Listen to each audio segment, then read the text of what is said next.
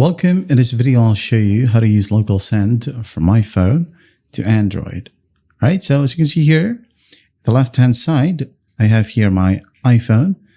And on the right-hand side, I have my Android device. So if you want to send files from iPhone to Android, make sure that both of your devices are connected to the same exact Wi-Fi connection.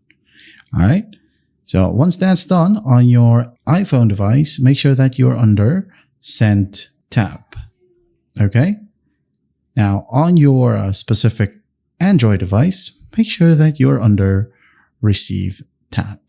And then once that's done, all you got to do is just find the media, text, file, or folder that you wanted to send.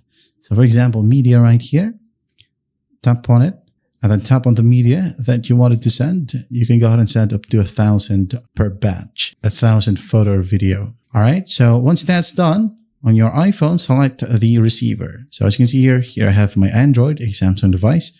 I'm going to tap on it, and on my Android device, as you can see here, my iPhone wants to send you a file. Tap on accept or decline. So we're going to tap on accept, wait for it. As you can see here, it says saved in photos under downloads folder. You can go ahead and tap on done. Tap on recents right here. You'll be able to open up a folder and then just use my files. And here we have it. But you can just go ahead and easily open up the photo section of your phone. For example, under gallery, as you can see here we have it. That's how easy it is to use LocalSend from iPhone to Android. I hope this video helps, and I'll see you in the next one.